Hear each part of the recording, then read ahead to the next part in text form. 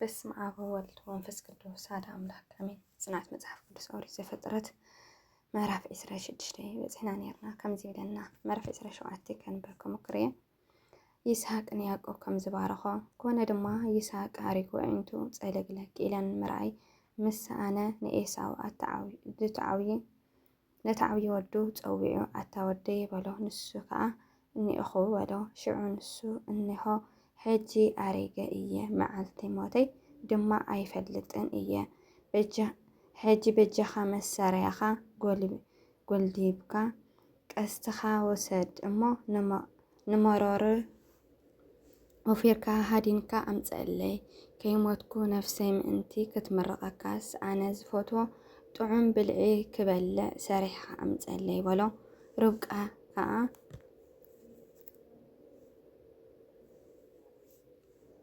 ይስሐቅ ንወዱ ኤሳው ክዛረቦ ከሎ ሰሚዓቶ።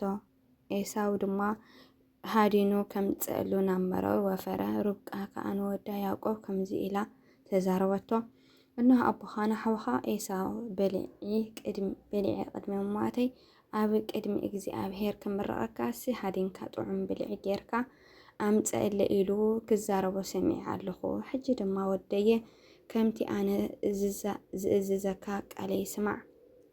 ናብተን መጓሰ ኸይድኻ ኣብኡ ክልተ ጽቡቓት መሓሲ ኣምፀለይ። ኣነ ከዓ ንኣታተን ከምቲ ኣቦኻ ዝፈትዎ ጥዑም ብልዒ ጌራ ክሰርሐሉ ንሱ ድማ በሊዑ ቅድሚ ሞቱ ምእንቲ ክምረቐካስ ናቦኻ ክትኣትወሉ። ያዕቆብ ከዓ ነዲኡ ርብቃ እንሆ ሓወይ ኤሳው ጸጓር ሰብኣይ እዩ፣ ኣነ ግና ልሙፅ ሰብኣይ እየ። ምናልባሽ ኣቦይ እንተ ኣርመሰሰንስ ኣብ ቅድሚኡ ከም ጠባራ ከይኸውን ኣብ ልዕለይ ከዓ መርገም ከምፅእ እምበር ምርቓስ ኣይኮነን በለ። ኣዲኡ ድማ ወደየ መርገምካስ ኣባይ ይብፃሕ ቃለይ ግዳ ስማዕ ኬድካ ኣምፀለይ በለቶ። ኸይዱ ድማ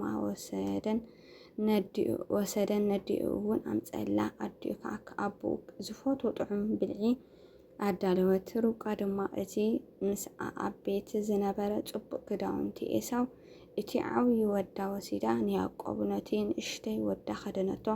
ኣብ ኣእዳዉ ኣብቲ ልሙፅ ክሳዱን ድማ ቆርበት እተን መሓስ ጠምጠመትሉ።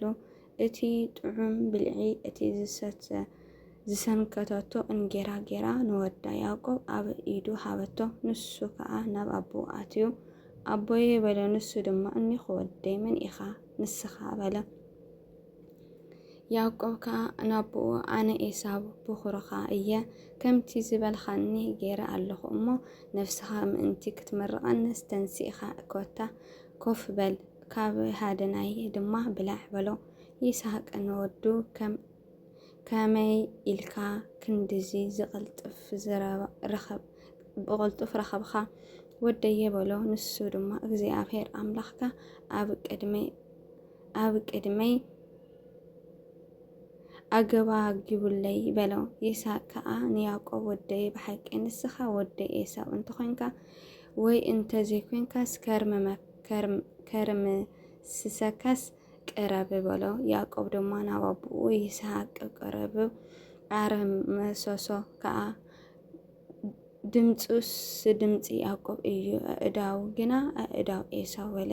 ንሱ ድማ ኣእዳው ከም ኣእዳው ኤሳው ሓው ጸጓራት ነበራ እሞ ኣየለለዮን። መረቆ ከዓ ብሓቂ ዶ ንስኻ ወደይ ኤሳው ኢኻ ድማ በሎ። ንሱ ከዓ ኣነ እየ በሎ። ነፍሰይ ምእንቲ ክትምረቐካስ ካብቲ ሃደን ወደይ ክበልዕ ኣቕርበለይ ድማ በሎ። ኣቕረበሉ በልዐ ድማ ወይኑ እውን ሃቦ እሞ ሰተየ። ኣቦኡ ይስሐቅ ድማ ወደየ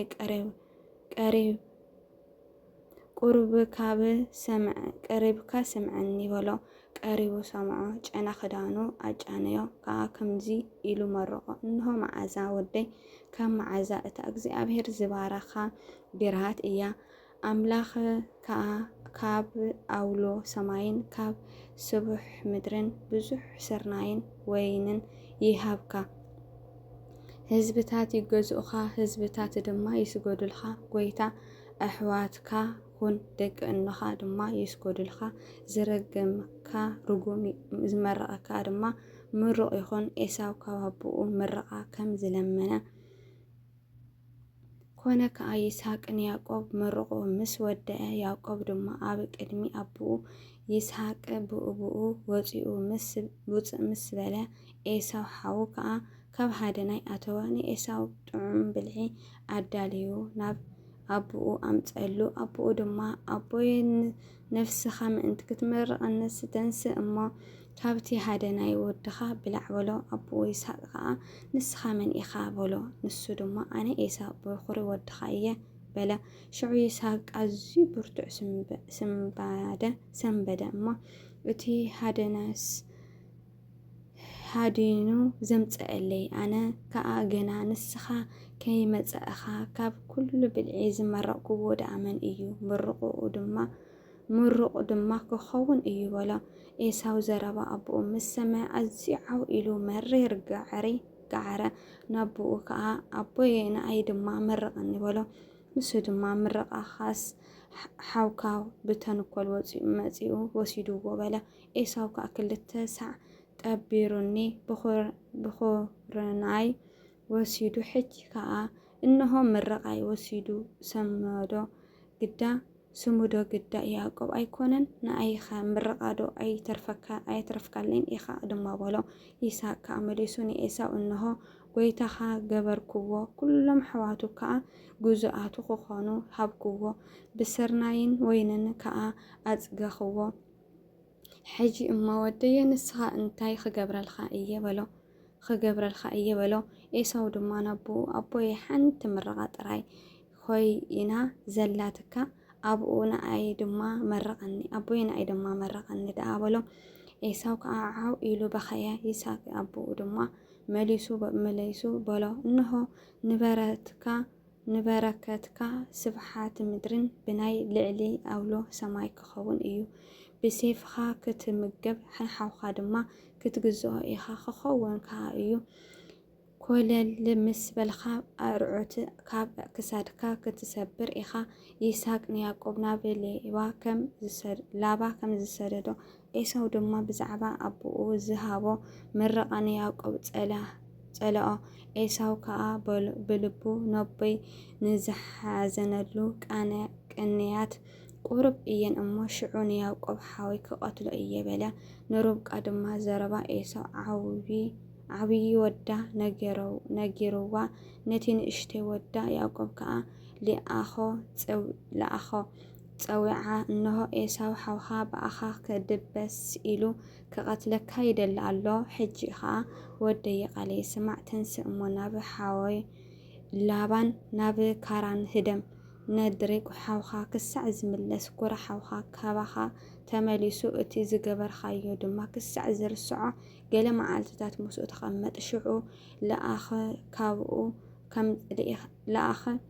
ልኢኸ ካብኡ ከምፀአካ እየ ስለምንታይ ንኽልቴኹም ብሓንቲ መዓልቲ ዝስእነኩም በለቶ ርብቃ ከዓ ንይስሐቅ ብምኽንያት ኣዋልድ ሔት ህይወተይ ደኸመት ያዕቆብ ድማ ካብ ኣዋልድ ሔት ካብ ኣዋልድ እዛ ሃገር እዚኣ ከምዚኣተን ዝመሰላ ሰበይቲ ዘእቱ እንተኾይኑኸ ስለምንታይ ኣነ ብሂወት ክነብር በለቶ ዘፍጥረት ምዕራፍ 28 ሽዑ ይስሐቅ ንያዕቆብ ፀዊዑ መረቆ ከምዚ ኢሉ ድማ ኣዘዞ ካብ ኣዋልድ ከነዓን ሰበይቲ ኣይተእቱ ተንሲኢኻ ናብ ጴዳን ኣራም ናብ እንደ ኣባ ሓጎኻ ቤትኤል ኸይድ እሞ ኣብኡ ከዓ ካብ ኣዋልድ እኩባ ላባን ሰበይቲ ኣእቱ እቲ ኩሉ ዝኽእል ኣምላኽ ድማ ይባረኸካ የፍሬኻን የብዝሐካን ጭፍራ ህዝብታት እውን ኩን እዛ ተሰዲድካላ ዘለኻ እግዚኣብሔር ከዓ ንኣብርሃም ዝሃቦ ምድሪ ምእንቲ ክትወርሳ ንኣኻን ምሳኻ ድማ ንዘርእኻን በረከት ኣብርሃም ይሃብኻ ይስሐቅ ከዓ ንያዕቆብ ሰደዶ ንሱ ድማ ናብ ጳዳን ኣራም ናብ ላባን ወዲ ቤትኤል እቲ ሶርያዊ ሓው ርብቃ ኣደ ያዕቆብን ኤሳውን ከደ ኤሳው ካሊእ ሰበይቲ ከም ዘእተወ ኤሳው ከዓ ይስሐቅን ያዕቆብ ከም ዝመረቆ እሞ ኣብኡ ሰበይቲ ኣእተወ። ከእቱ ድማ ናብ ጳዳን ኣራም ከም ዝሰደዶ ክምርቆ ከሎ ከዓ ካብ ኣዋልድ ከነዓን ሰበይቲ ኣይተእቱ ኢሉ ከም ዝኣዘዞ ያዕቆብ ድማ ናብኡ ነዲኡን ሰሚዑ ናብ ጳዳን ኣራም ከም ዝኸደ ምስ ረኣየ ኤሳው ከዓ ኣዋልድ ከነዓን ናብኡ ይስሐቅ ካብ ቅድሚ ዓይኑ ከም ዝጓሃዮ ረኣየ። ሽዑ ኤሳው ናብ ኣስማኤል ኸይዱ ኣብ ልዕሊ እተን ኣንስቱ ንመሓላት ጓል እስማኤል ወዲ ኣብርሃም ሓፍቲ ነቢያቶ ሰበይቲ ኣእተወ። ያዕቆብ ኣብ ቤትኤል ከም ዝመሓለ ያዕቆብ ከዓ ካብ በኤር ሸባዕ ወፂኡ ናብ ከራን ኣቢሉ ኸደ። ሽዑ ዒራብ ነበረት እሞ ኣብ ሓንቲ ቦታ ምስ በፅሐ ኣብኡ ሓደረ። ኣብ እማን እታ ቦታ ወሲዱ ድማ ተተርእይስዎ ኣብታ ቦታ ደቀሰ። ሓለመ ከዓ እሞ እንሆ መሰላል ኣብ ምድሪ ደው ኢሉ ርእሱ ድማ ሰማይ ጠንቂሩ እንሆ ከዓ መላእኽቲ ኣምላኽ ይድይቡላን ይወርዱላን ነበሩ።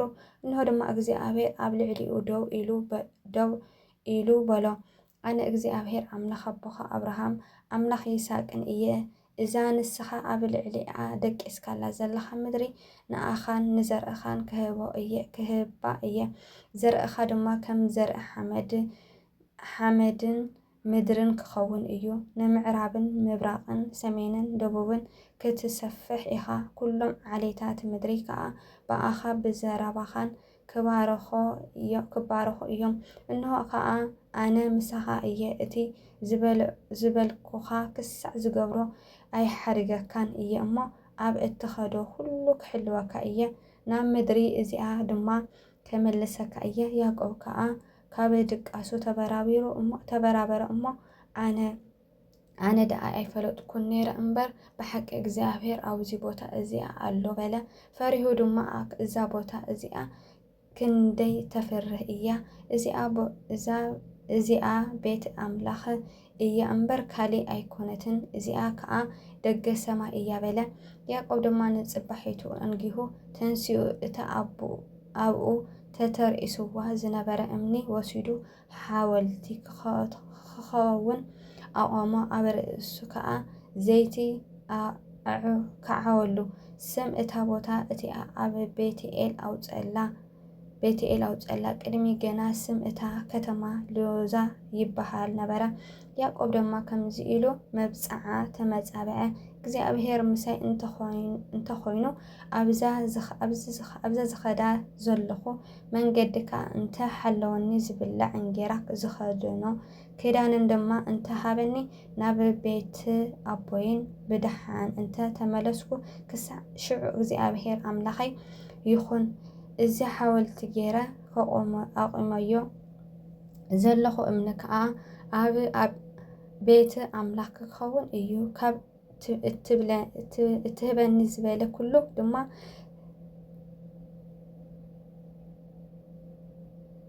ሰሸር ክህበካ እየ ይብለና ትቅደስ ቃሉ። ኣሜን ኣሜን ይኹንና ይገበረና። ስለ ቃልና ቃሉ በዓል ቤት እግዚአብሔር ኣምላኽና ዝኸበረን ዝተመስገነን ከፍ ከፍ ልበለን ይኹን። ኣሜን። ቃል ሰሚዕና 30 60 100 ሰማይ ፍረኽና ፍረ ቅዱስ ፈቃድ ይኹንና። አሜን። ወስብሐት ለእግዚአብሔር ወለወላዲቱ ድንግል ወለመስቀሉ ክቡር አሜን።